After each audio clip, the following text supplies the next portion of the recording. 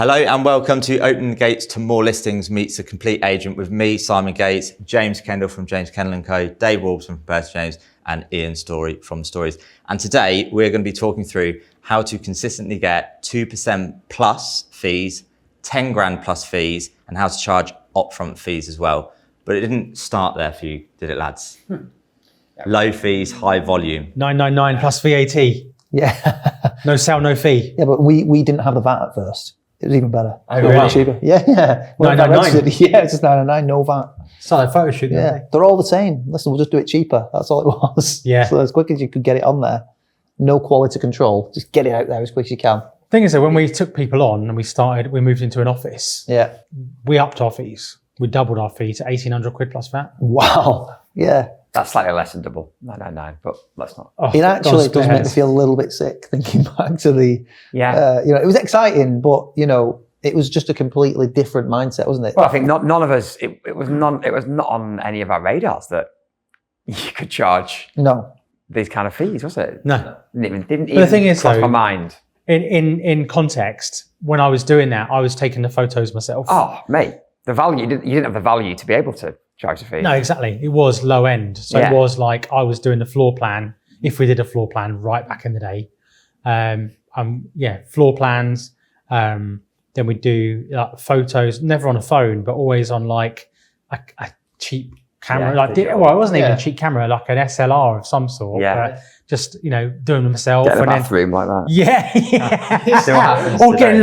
get that low down shot. The mirror there. I remember we had in my corporate days, we had a Lumix camera and it was literally like that. Yeah. I remember we were doing a repossession once and then this independent came in, all the kit. And I'm like, I've got this little Lumix here.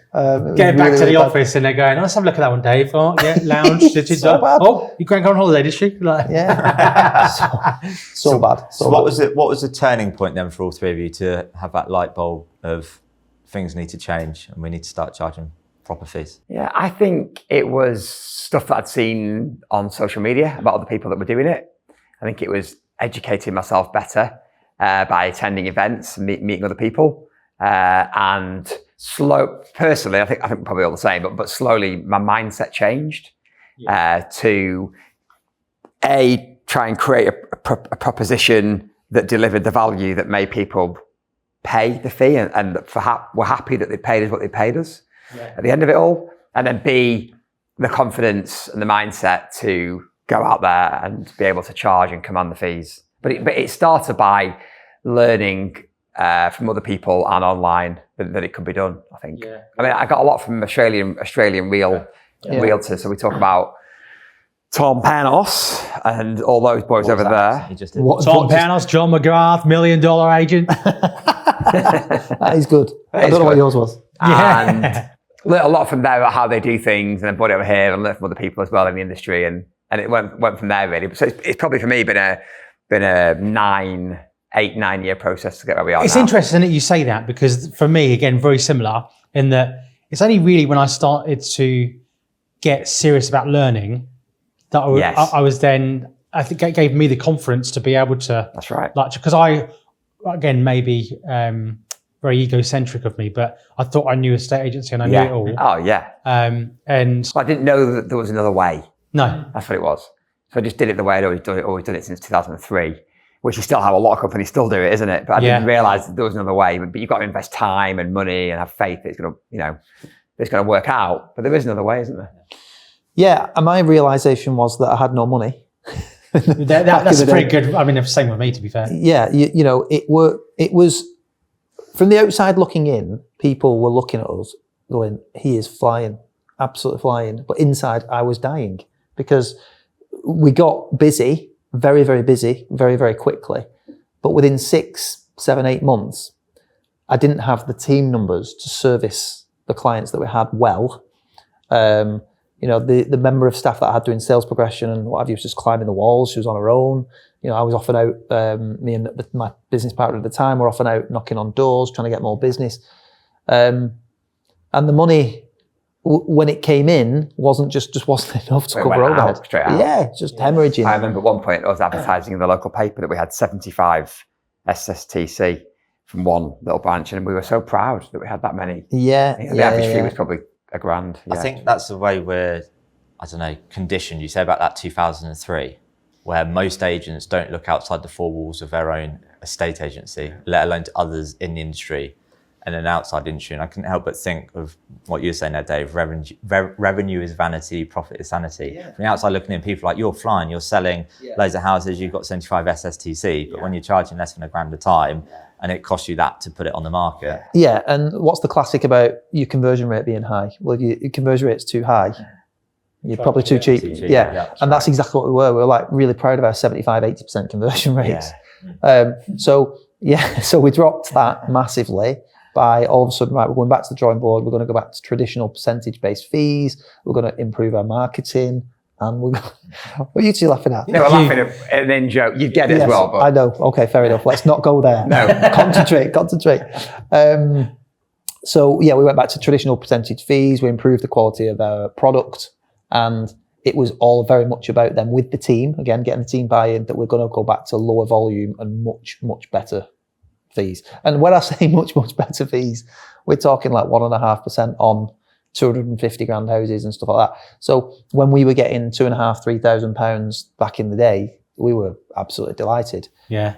But what we weren't getting is getting invited out to special homes, which we've kind of covered in a couple of other podcasts, whatever way when you're looking at it. But that's a very valid point that we actually didn't cover in our other episodes here today, was about how actually charging a higher fee gets you into nicer houses.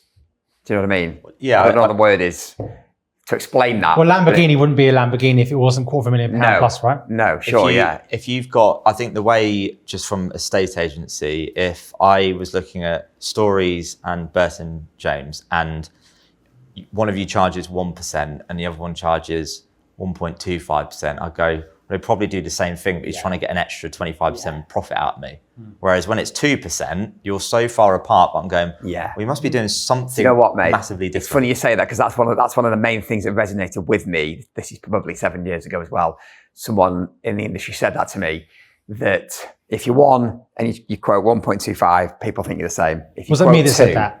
There's a reason it wasn't you. There's a reason. Definitely. There must be a reason why you're so much more, and it gives you the opportunity to explain that as well. You know, why are you so much more? It's also going to get rid of the what's it saying? Cheap clients come with expensive problems. So if I see you at 2%, I'm not paying that. And I hate it sometimes in the industry when it's like people say, "Oh, you've not demonstrated value enough." So you've not, and that's the case sometimes. But sometimes you can talk to you blue in the face, have all the data, be the most amazing person at selling 2% plus, but the owner will just never get it. No. Can I also say that people that preach that haven't done a valuation for 30 years either, a lot of the time. Yeah. 6 years, no val for me now. So I'm slowly becoming one of those people. But I couldn't help but think as well of what you were saying was it didn't just start with going from 999 to 2% plus VAT and upfront fees. You've worked your way there. So I think for anyone listening or watching this, and it's such a cringy saying, but don't compare your chapter 1 with your guy's chapter 10.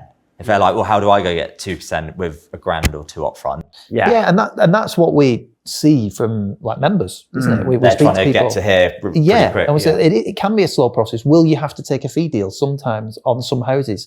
It's the best main road on the best street, it's the best main road. Yeah.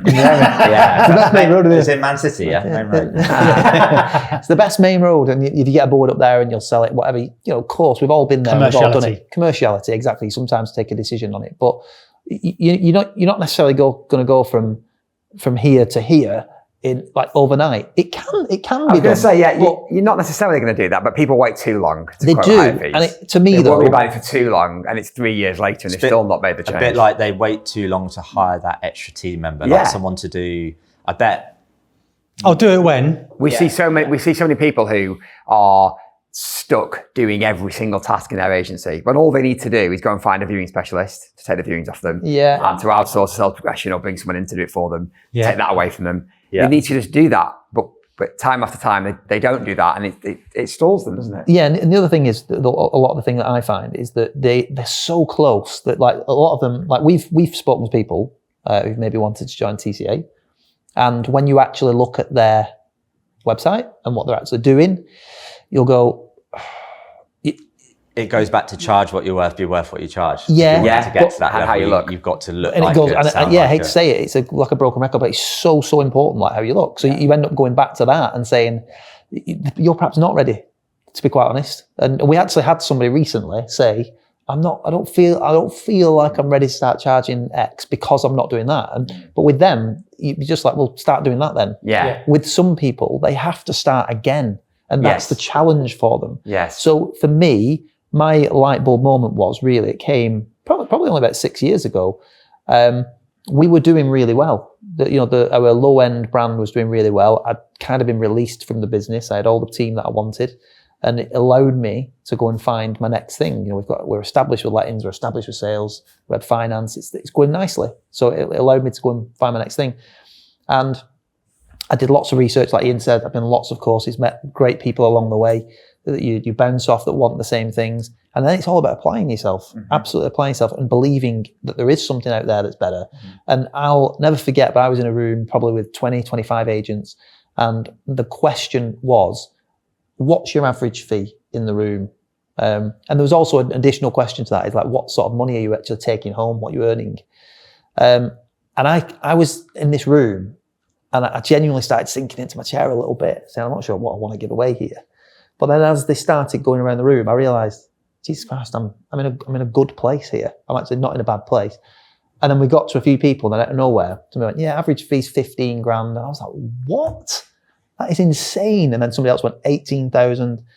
And then the next one was 14. I'm like, no, I'm not having that. But what I did immediately was gravitate towards these people to understand what they are doing that I am not. Understand what's going on that what strategies have they put in place? How do they advertise? Where are they advertising? What does the brand look like? So very much a learning curve at the start to go and look at it. And then I thought, there is another way. The difference for me was it was never going to happen with that other brand, which is why, again, broken record, I cut it off and we went on to the new brand. You do have to hold up a mirror though, like an honest mirror. And, of course you do. And really be honest with yourself. Yeah, I knew in my heart of hearts I could go out and do it because I had the knowledge. I feel like I can articulate it well. That's the key. I mean, when we started Stories, it was the original brand that we discussed in the Perform episode. So we were Storey Estates, different orange and green, bit more lower end looking. We didn't have loads of sales under our belt, probably less than 10 sales under our belt at that point. We didn't do brochures. We weren't doing twilight photography. We always did a video on every listing. Our socials were okay. I was getting myself out there on socials, but we definitely didn't do everything we do now, and we weren't that well known, and the brand wasn't as good, and we were quoting 2%. And we didn't get that on every listing, but we were going out quoting it with the mindset that we were worth it. And I think, and eventually that's led us to where we are now, but I think that's where a lot of agents really fall down because they don't believe in themselves enough that they can do it. But you can go and do it. You don't have to have everything in place to go out and start giving it a go with your mindset and trying to get the right kind of fees. Oh, I remember you 3-4 years ago. For longevity and growth, you need it eventually, but I don't think you need it initially. 3-4 years ago, we had a conversation, and like we were talking about obviously upping our fees, and we were consistently 1.5 all the time, 1.5, 1.5, 1.5. And I was like, I really want to get to 2. And I just remember and even now, the little devil Ian sits on my shoulder in evaluation, and he's like, just charge it, lad. It's just what you charge. Does that ever come out your voice to the seller? What? Who are you talking to? Well, sometimes the Boltonian does come out. Sometimes we have a saying in house. Sounds more scouse, but yeah. Yeah. But yeah, it is. You just have to quote. And the thing is, I'm not alien to. I got used to get 2.5%, 3% when I worked at corporate. Albeit probably not in the most ethical way, because the way we were taught to do it was, it is this fact. That is how it was, yeah. But you quote a fixed fee, based on what the sliding scale was, and then unfortunately then their process was that you tie people into long contracts and the price gets managed down, and where somebody signs up at 2%, it ends up then being 2.5%, 3%. But I mean, again, that's another thing about being a high caliber, high quality agent, is that you don't need to tie people in for 3, 4, 5, 6 months. That goes back to one of the previous episodes when we said if your marketing and communication is of a certain quality, even if they are getting prospected by other agents, they're not going to go elsewhere. No. And Perry Powers says it a lot, and it really resonates with me when he's like, if you do a 12-week contract, you're giving yourself a firing date. Yeah. Like it gets to 12 weeks, you've not sold it. I've got all these agents contacting me. And if you're that confident in your fee and what you're going to deliver, you don't need to tie them in. I always say that as an agent, you're in control of three things: the quality of the marketing, the exposure that it receives, and the frequency and the quality of the communication with the client. A wanker. I knew he was about to go in because he did this like, I was like, oh, he's about to. It is true though. It is true. I think going back to the start of the conversation in terms of going from lower fees, higher volume, it made me think of, I don't know if you're familiar with an Australian marketer called Mark Ritson. Have you come across him? No, I don't know. So I saw him speak at a MailChimp conference a couple of years ago, and he was brilliant, straight talking Aussie bloke, and there was so many like F words in his presentation, it was unbelievable. But he said most businesses try and increase volume of sales and reduce their costs. So let's try and sell more houses, but not have as many staff, not have as good as marketing, And he said the one thing you need to do to improve your profit in your business is charge more money for it. And I don't know if we've mentioned it in previous episodes, but there's a book called Alchemy by Rory Sutherland. I've actually got a signed copy. Can I see it? And he says, but I think one of the pieces of advice he gave to, I can't remember what business it was, that they like pay him a fortune to go in to be a marketer, and he went, you just charge more money. Yeah. No one's going to buy a product if you charge more money. He went, just up your prices, and sales went crazy. Yeah. And of course, we should always remember that you can come down from 2% if you have to on the odd transaction. It's easier to come from 2% down to 1.5 than it is to go from on 1% to 1.8. But you said it in a previous episode where someone said you were too cheap, or they thought you'd be more expensive. You can't then turn around and go, oh, sorry, I meant... Yeah, 3. Yeah, but charge what you're worth, be worth what you charge. Like you can't just go out and go, I'm 2% if you're not doing the proper story. You're not doing the actual full suite. And also, if you can't demonstrate you can deliver a result, because at the end of the day, you're not, it's not like you're ripping people off. You are charging what you're worth. And Simon is going to show you some great stats now as to why we're so good. So on that, as if we planned, is that the first thing we even planned? So on that point, I don't know if I've shared with you guys before on the podcast, but Rightmove surveyed about 1,000 sellers in October last year. And they said, we're going to give you a list of options and choose 3 of them. If you were to choose a more expensive agent, why would you choose the more expensive agent? Give us 3 options. And the 3 most common answers were they can demonstrate they get more money in my back pocket, they sell it quicker, and they can show me they've got market knowledge. Well, we've spoken in previous episodes about you demonstrating market knowledge, both online, offline, print marketing, social media. And in terms of your stats, you're selling property 15 days quicker than the national average. So you're getting them sold quicker, and you're achieving 2.22% more for their property. So even at 2% versus another agent at 1%, you could be charging 3%. And they still have more money in their back pocket. Yeah. And have a higher chance of actually selling and actually moving. Yeah, well, so again, to your stats, you're 41% more likely to sell a property. So again, when you can confidently be in my living room, when I go, James, you're 2%, the other agent's 1%, well, Simon, I'm 41% more likely to get you moved 15 days faster with an extra 2% in your back pocket. That's why I'm charging my fee. You should know that. You've done the stats.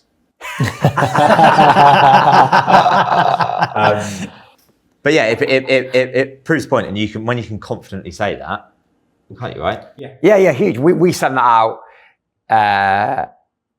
We send that out ahead of the val. So obviously we work with you to get that information, and we send that out. We have it all designed in a nice format, and we send that out as part of the pack before we get there, because no one else is doing that, and that's amazing data.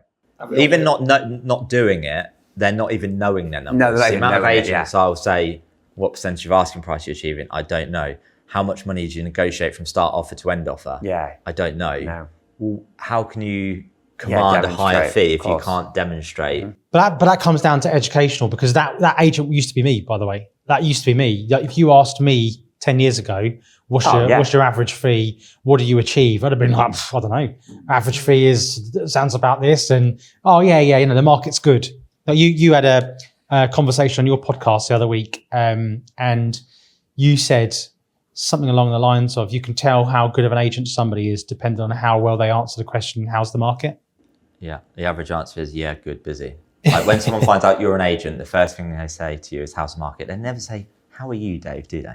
No, never. Say, how's the market? Makes me sad, actually. They never say, how are you? And you go, do you know what? I've just spent $3,000 because my power steering's gone on my car. And I'm having to sell it. So I listen to the podcast. Thanks, mate. Appreciate that. But yeah, the amount of agents who will just go, yeah, good, busy. But again, if you know your market inside out, you know the numbers, etc., then that initial first impression is going to be good. And they're expecting you, when you send out what you've said, when you're sending out the print marketing, when they're asking your fee, they're expecting you to be higher. Whereas the other agent who said 1%, like, well, I was expecting that because they turned up a bit late. They flicked their cigarette out the car, the music was blaring, and they said they could roughly get me a number, but the other guys had a clear process. Just on that as well, it just made me think of one of the things we covered at the mastermind. I've mentioned it about 800 times, but it also, the thing is, the journey to getting that fee starts way before, they've checked you out, this, that, and the other. But when that call finally comes in, it's one of the things we've obviously discussed a lot recently, is that call as well can make or break. Huge, yeah. How you get, we talked about earlier in a previous direct mail episode about about the spelling mistake on a letter. But also equally, when someone calls an agency and says, hello, I'm thinking about getting an evaluation, I'd like to book a valuation. And, the person on the other end of the phone says, all right, great. Yeah, how many bedrooms is that? How many bathrooms? All right. And what day do you want to do? What time do you want to do? All right, thanks. See you later. Bye. And if you're the first call, you're great, because you can deliver them a world-class experience, and they haven't just had 2 of those other calls back to back where it's just been monotonous, blah, blah, blah. It comes from, world-class fees come from world-class questions, right? And that is all about, throughout the process, whether that's you're showing somebody a house or whether you're even booking a viewing, what was it that drew you to this house in the first place? Why did you buy this house? Where are you going? And, and the quality of the conversation that you have, they might come off that call going, because we have things like Rightmove Plus open, we have like things like Spectre open in the background. So the first thing my team do is when they take that address, it's straight there in the tab on the bar, and they can see if it was on the market before. They can see and if it wasn't, and let's say for example, a lot of our people have been in a house for a generation. So 25, 30 years they've been there. So there may not be a Rightmove listing, but that we can see, right, it's on an acre plot. Oh, I can see you're on an acre there. Is that title just yours there? Or is the paddock next to it part of it as well? Like, you're having those conversations and asking them questions about their own house without having to go, okay, and how much land do you have? And automatically in the mind of the person on the other end of the phone, they're thinking, wow, okay, these guys are switched on here. Yeah, our guys, we train our guys to build a relationship with the client from the start of the conversation. So I think they've got it as like a little sticky note on the monitors next to it. So it's always front of mind that the aim here is to build a relationship with the client, not just to book the val. So get some information out of them, pass it on to the valuer. I remember you, I think, saying this when you came on my podcast, and I loved it in terms of, it's even before what you said, of if I rang your office now, how do you answer the phone at your office? Thank you for calling Stories.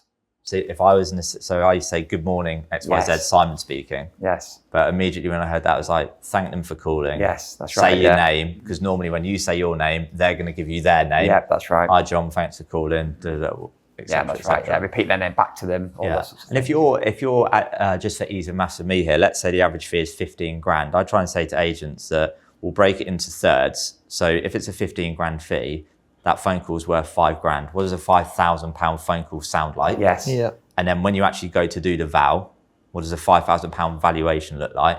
So the way you guys use your data, and then what does a £5,000 follow-up look like? Yeah. So is it adding them straight to a WhatsApp group, doing a quick video, hey, nice to meet you, da-da-da-da-da? We also worked out with our team, this was a Michelle thing, that we worked out what every valuation was worth to the company, whether we got it or not, whether it was cancelled or not. Yeah, it was and you can like break that right down grand. into your direct mail and stuff. How much is a letter worth? Yeah. And Are you happy to share that figure out loud? Yeah, I think it's 3 grand. Yeah. So just by booking the valuation, whether it gets cancelled or not, whether we get it or not, it's worth 3 grand to the company. Yeah, that call, which is amazing. And when we first did it, the team just couldn't believe it. It's a really, really great way of emphasising. Another good thing is we again talked about it before, was telling the team how much it costs to sell a house. Yeah. And what I mean by that is how many homes you sell in a year divided by your total costs. So that's everything. So that's employing, office, right, marketing, everything. Your total costs for the year divided by how many homes you sell. Yeah. And it's eye-opening for a lot because, we had conversations, £500, £1,500, like, or, $2,500. It's like, a lot more, So then when a call comes in and the house is, 250, £3,000, like 300 grand, for example, then it's not something that we're going to have buyers for. We're not going to be able to help you sell because, nobody's in business to break even, right? No, it's all about making money and moving forward. I think with it as well, it's very easy for people to just say, go and charge 2%. Like for that conversation that you were referring to before, you are a 2% agent. Your branding was, and your experience is, and your confidence perhaps was lacking at that point, thinking people might not pay it, but you know what, I will just ask because I'm great at it. I also think that for some people, they will watch this and go, it's easy to say that. But the reality is, like I said, where we've all come from, and I can only draw on my own experiences as well, being in a room where other people are doing it and I'm absolutely nowhere near, finding out how to do it and then following that path. You've got to believe it. I think you've got to absolutely believe it. So you've got to create the brand that is representative of a 2% agent. And then you've got to create the team culture that's representative of a 2% agent. And they've got to believe it too. And obviously we've done in a previous podcast, sort of direct mail and things like that, becoming an authority, and building, in my opinion, your own personal brand within the brand, and whoever else is representing you builds their own personal brand within a brand. And once you start doing that and you're getting a little bit of traction, the confidence is, mine's up here. I go into every evaluation expecting to win it. And obviously in reality, that's not the case. I'm not going to win everything, but I'm so confident in my ability to go in and present our proposition the way we do it.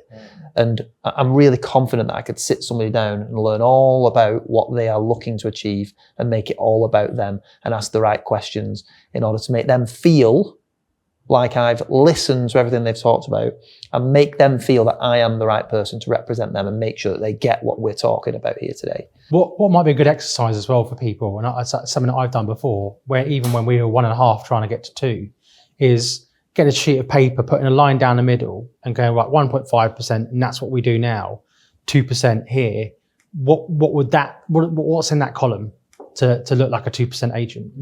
Because it helps you clarify in your own mind. And it may well even be like, I got to a point where I was like, well, actually, I don't know why I put that in there because we're kind of doing that already anyway. And it is just, you've said it thousands of times before, it's a mindset thing. It is. Well, if you, let's say, to take what you've just said to a further extreme, let's say tomorrow it got mandated that you have to charge 5% plus VAT in your businesses overnight.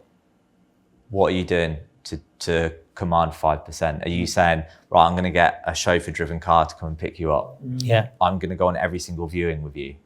I'm going to negotiate on your behalf. Like, you could all of a sudden fill a whiteboard of all the things you do for 5% plus VAT. Then their value adds, and I think that's sometimes the thing that agents forget. So, for example, when we quote 2%, we'll also, in some cases, help clients with their onward purchase. So it's about having that one-to-one. So I can say, look, I'm going to help you negotiate your next, and having case studies as well. Case studies is massive. When there's loads of multifaceted things we can go through here, but when in my particular pitch, when I go and see people, I've got the brochures out on the table, and I'm talking people through the stories of these people's journeys in front of me, and what this looked like. For example, like Sarah in this house here, we got £250,000 more than the next lowest valuation that was there. Helped her buy a house, helped her through the process of buying a house, but it all came about from me showing her houses when she wasn't on the market, and she even wrote. She did a video testimonial for me, and what made the difference on the viewings for her and what made her want to get me round her house originally was the questions I was asking her. And when I was getting feedback, and she just said that it was, she's doing lots of houses with lots of different agents, and the experience was, pretty poor, to be honest, across the board, for many, where it was just, this is a kitchen, this is the lounge. They didn't know anything about the house. And listen, we don't build the houses we're selling, and we don't live in them. So we're not going to know every single detail, but we're going to know a lot. And when someone says, has it got X, Y, and Z? Or, do you know what, actually, I don't like this house because it hasn't got this. Then reframing it and saying, well, why do you need that? We're talking about why you're looking to move. What about if we could utilize that room for that once a year and use the kitchen diner for what you really need? I had that recently on a viewing where the people that were viewing, their objective was to, and I quote Tom Panis here, nothing more expensive than having a hot buyer in front of a. I feel like I should look to the camera every time I say that. Ding! Can you add like a little white, like ding, when I say that, when I steal somebody else's phrase? But it's true. And these people are spending over £3 million on a house. And we were in the kitchen and they were saying, unfortunately, it's got no dining area. We need kitchen, dining and family because we like to entertain. And I was saying, right, okay, well, delving a bit deeper into this. And why do you need that dining area? How often do you entertain? 6-7 times a year. Then Mrs. chimes in and says, well, actually, Steve, we only did it once last year, and that was at Christmas. I said, well, look, let's reframe this. What solution can we find? So if we can move Christmas into the drawing room over there and, put a big table that comes apart and is used once a year, we can get that. But in this section here, you can get a nice big U sofa around the TV. This can be where you guys live on a day-to-day basis. And let's go back to, because this all goes down to having the right conversations with the people that you're viewing with at the time. What are you getting out of this move? You're looking to move here so you can see your grandkids, you can see your family, and commute to your business within 10 minutes. It's not just for the kitchen diner, right? The kitchen diner is something that's used once a year. And they said, you know what, you're absolutely right. And that is the difference between, if I was, no disrespect, the wet behind the ears kid that's just started and put the key in the door and gone, yo, this is the kitchen, this is the lounge. Door opener, exactly that. And even, arguably people say, well, no one can sell my house better than I can. Maybe not. Maybe also get in the way of.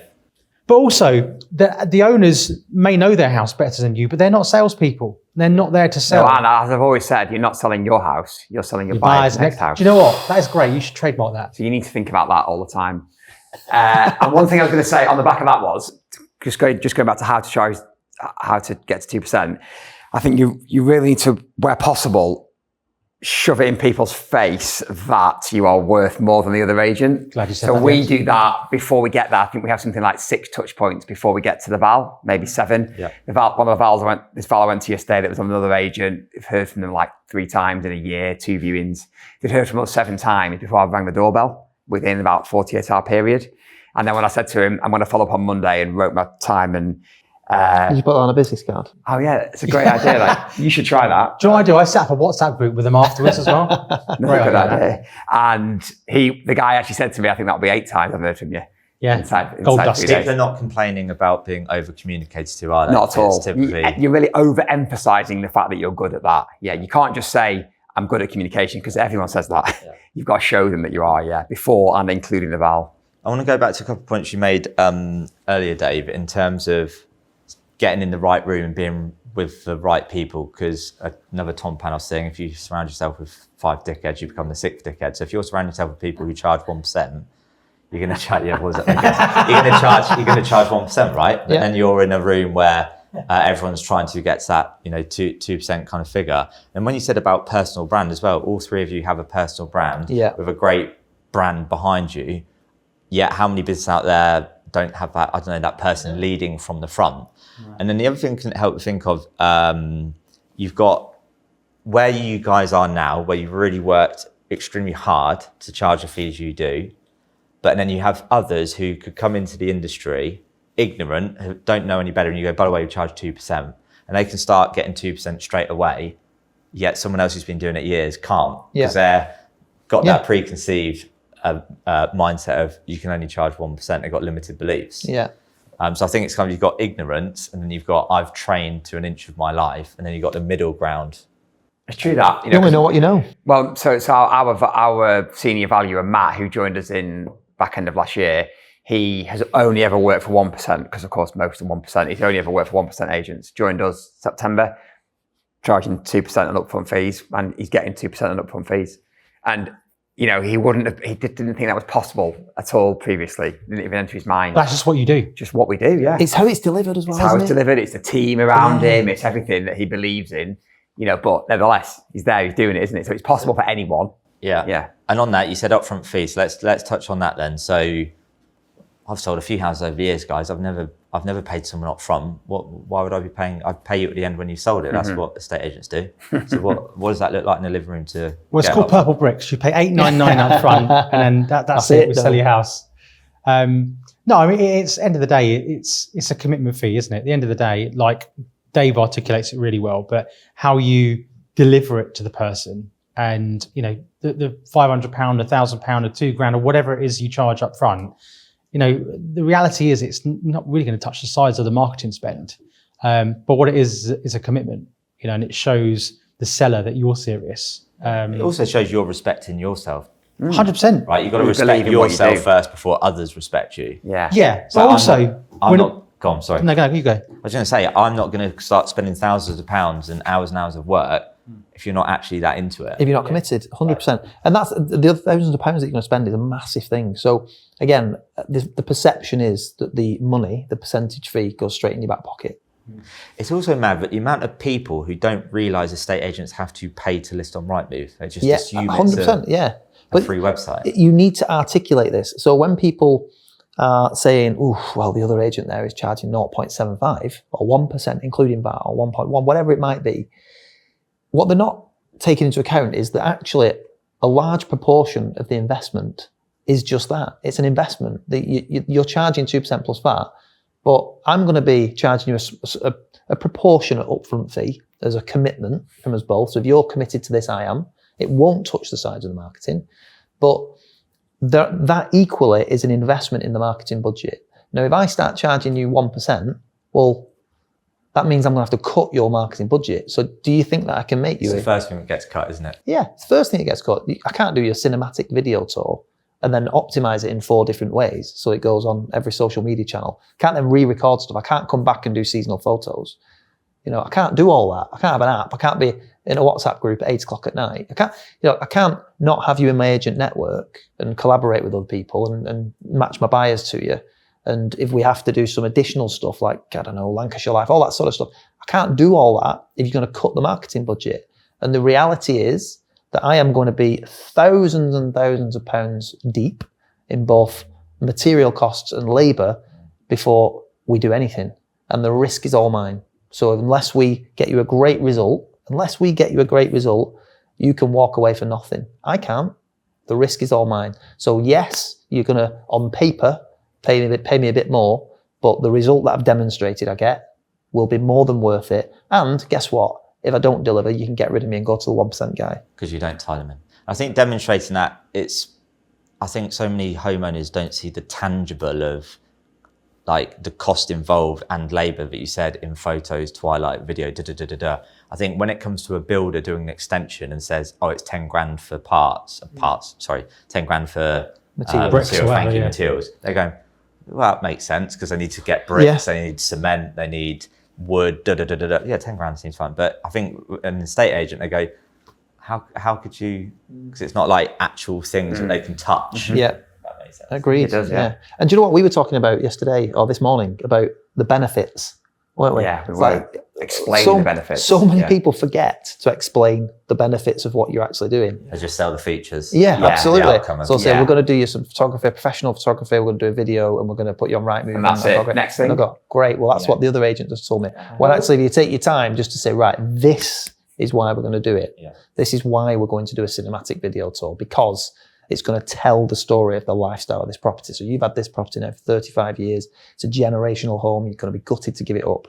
You've spoken to me really passionately today about how you built it with your own hands. You did it. You're an architect design home. And you've talked to me all about that. You've talked to me about how your kids have grown up in this house. That is the story that we've got to get across. And if I'm allowed to do a cinematic video tour with me presenting it, and you've seen the work that I do and how I do it, then I can sell the lifestyle. We're not just selling bricks and mortar. I always say that. We're not selling bricks and mortar, we're selling lifestyle. So we've really got to go ahead and show that off. Yeah. And that's how we're going to get the premium. Can I go do a val now? Yeah. Yeah. It's like, no longer your house though. But that's what you've got to do. And jokes aside, we are no longer selling your house. We're selling your buyer's next home. So we've got to really demonstrate how they are going to use it. And the benefit is that we'll get bigger reach, we'll tell the story, and people buy lifestyle, not just bricks and mortar. So if we can do that, rather than just put it on Rightmove with a lot of photographs and hope for the best, we've got a better chance of selling it because we've got a wider audience. Why would we optimize it? Well, we'll optimize it because it's going to go on TikTok, it's going to go on Instagram, it's going to go on Facebook. The reels get much bigger reach, they'll get shared, they'll get tagged, and that means that you'll get more eyeballs on your property, and therefore we're more likely to get more viewings. So I'm going to invest in all of that using the money that you'll pay me at the end, Mr. Seller. So all of this comes at a premium. Of course it does, but it's not all going in my back pocket. And it's all the other stuff that we've talked about that you can't see, the communication, the phone calls in the evening, the team training, all the touch points that we talked about, we're delivering, and then you give them test case results. We've got a design team, we've got a copywriter, this is your brochure. It's all there. They're all material items, but you've really got to tell the story behind it and then deliver the benefit that's going to ultimately come down to quickest possible time frame to sell and the most money in your back pocket. Take the conversation away from the fee almost, and almost you need this. And you need me to be doing it for you because you can see this is what I do and nobody else does it the way I do it. You need to explain the value of the benefits as well. Mm-hmm. So, for example, if an agent says there's a difference between professional photography and professional photography, because there's a lot of agents near me that overvalue, there's a lot of agents near me that, we use it's becoming a standard now since COVID, right? Across the country, jokes aside, that people will use a professional photographer, and a professional photographer is someone that gets paid to take photos by rights. Yeah. But there's a difference between the agent sending somebody out for 180 quid on their own, taking a load of pictures and then clearing off in half an hour after they've done a floor plan, or somebody that, again, for going through our process, the home stylist goes out before that's even happened. So the home is ready and dressed, ready to photograph. But then on the day, we're going out with the photographer, the videographer to direct the shoot because, our photographer in-house has got BA Hons in photography, like a degree. But as an amazing photographer he is, he's not a marketeer. So they need direction from the agent to go, right, well, and this is what I explain on my appointments where, it's all good taking an X photo, but we, like you just said, Dave, we need to capture the story of this house.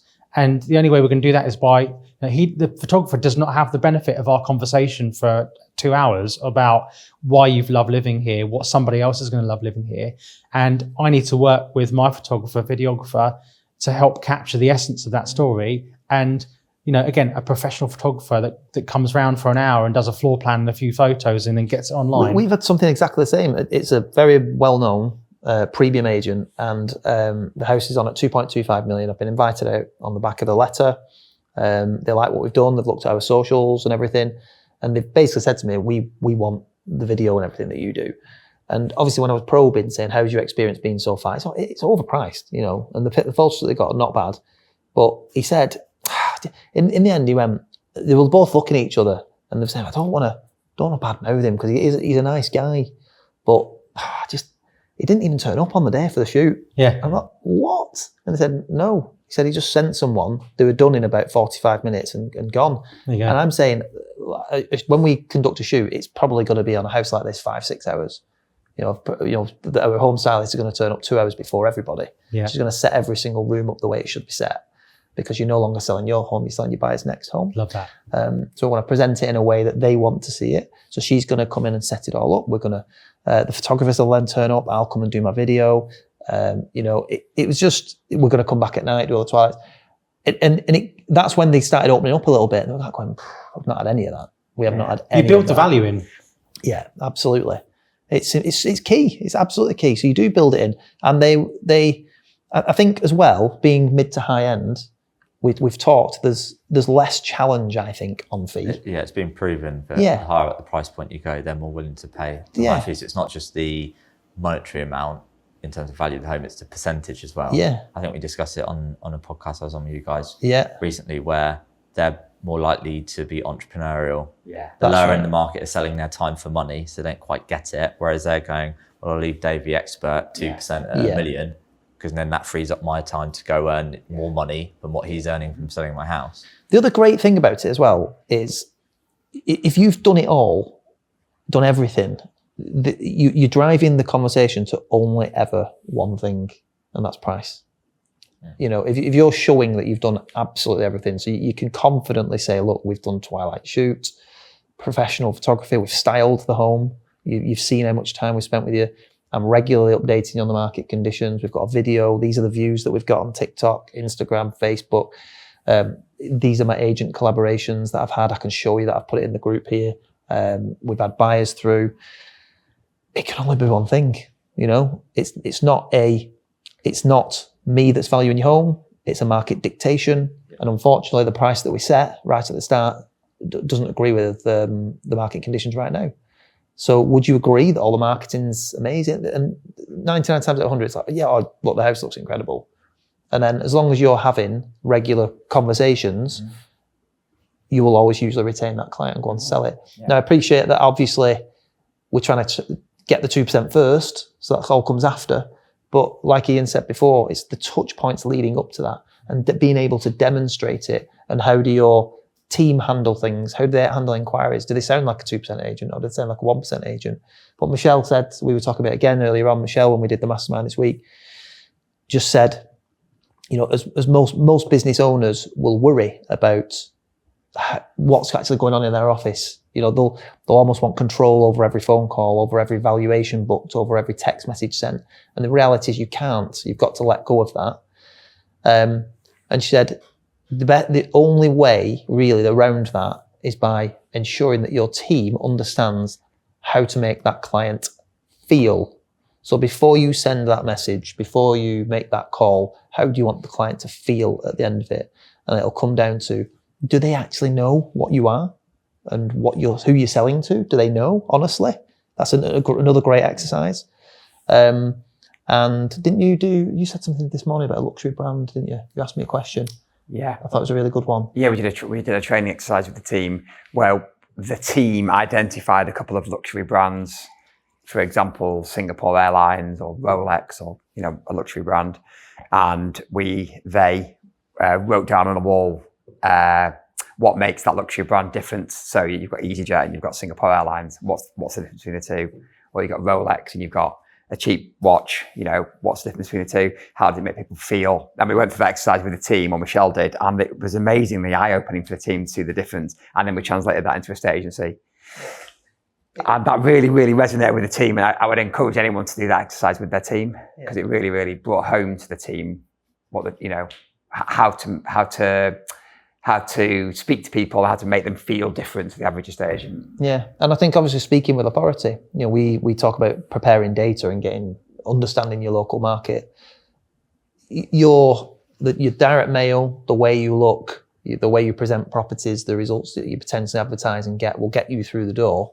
You've then got to be able to demonstrate your value, haven't you, in the living room, and they've got to feel that you're the right person. So I think demonstrating those benefits, like I said, and they generally speaking, at all ends of the market, people do want to work with people that they like. But I find particularly mid to high end, they want to know that you know what you're doing and that you are the best placed person to sell that house. And it to me, I rarely get someone saying, you're too expensive. Yeah, at that level, yeah. Yeah, they might go with someone else for whatever reason, and I will lose occasionally on fee, of course, we all do. But you didn't get enough value, Dave. Maybe. But it's rare that it's rare that it's that. You just don't. If you do it properly, you don't lose as many on fee at the top end. So I was saying to that owner, you're going to be entering into a relationship with someone for probably 6 to 12 months. At the end of it, and you haven't sold, and you're like, oh, I should have gone with a more expensive option, inverted commas. Or do you get to the end and you're sold and you've gone, maybe I paid a little bit more than the other agents charged, but I've actually got myself moved. Yeah. I can't remember what the saying is. The bitter taste of shit service remains long after. expensive fee. I can't remember. I've absolutely fucking butchered Do that again. That was so bad. I spent too much time with James. There was a good quote on that, and I will remember it later on. Probably mine. Something I said. Yeah. But is there, we can't end on my shit point there. So is there any final points from anyone on getting 2% plus, 10 grand plus fees, upfront fees? I think you just got to be worth it. You've got to believe you're worth it. Yeah. That's ultimately I think what it belief comes down comes to. before being. It sounds like You've such got an to obvious thing believe to you're say. worth it, and you've got to be able to demonstrate that you're worth it. You've got to believe it first. I think we That's said the it key. in one of the first episodes, whether you think you can, whether you think you can't. Exactly. You're right. So you got to believe it. And I think, I'm pretty sure it was a late Gary Speed before, and he used to be a great penalty taker. Gary Speed was a footballer. Okay. Just so you know. Yeah. He would think before he went to run up to hit the penalty, he'd go, which way am I celebrating? Not which way am I putting the ball. He'd go, right, when I score, I'm going to go celebrate to that. Like, Brilliant, pick someone out, I'll go celebrate with them. So you got to believe it. You've got to believe it. The belief comes though from knowing it as well. Yeah. So There's, again, I'm going to butcher it, but I'll try. Does a bird sit on a branch because it trusts the branch not to break, or it trusts its wings to fly? Nah. there you go. You want to be there, Joe? Yeah, Remember it? you'll use it next week podcast. It doesn't know if a branch is Sounds going like to. something I said. It doesn't know if a branch is going to break or not, does it? It trusts its wings to fly. Yeah. But I suppose my point is, it's again, I go back to my old days. There's no way. I didn't have the belief. I couldn't take that brand into where I am now. It wasn't worth it either. And it wasn't worth it. So you create it. If you've not got it and you want to do this, go and bloody create it. I'd say in the early days of me being an agent, where I worked, I was so confident with the brand behind me. I think I've said it on the podcast before. I was like, I genuinely believe this person's house is worth more with my board outside. But towards the end of my time, others around, such as James, go and improve their marketing, and the gap's getting closer. It's like, I don't feel as confident in that fee anymore. I don't feel I can confidently go in there and justify that fee because we're not delivering. The gap is not what it was. It's shrunk over that time. So That board outside, like you've said before, it protects the equity in the house, because if they see a cheap agent's board or like a Purple Bricks or an online fixed fee like agent outside, the buyers are going to be thinking, if they've cut corners on their agency, what have they cut corners on inside the house? Well, final point on me as well. Niching things. You don't have to take everything. We've spoken about it already, but you don't have to. Yeah, being selective helps you to get a higher fee. Yeah, there's plenty of 3-bed semis and 4-bed detached, but it depends where you live. You might be well known for equestrian houses, for barn conversions, all sorts. You can become known for certain types of properties, whether it's unique or whatever it might be. Prestige. You can, and that's good. Equally, you can charge. You can get a 2% fee at any level of the market if you're good enough. You can. So there's an agent that I know in Norfolk who's charged 2% for a long time. I think his average fee is something like 200 grand, maybe 250 average property value. I would probably charge 200 grand. Upfront, yeah. So it's possible at any level. Yeah. Our average value is less than $1 million, and our average fee is 1.98%, 1.99%. So it's possible.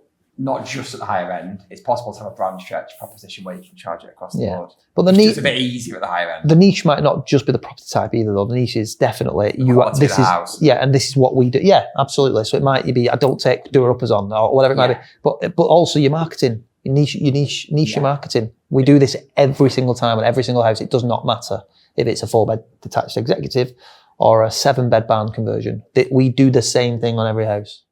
Love it.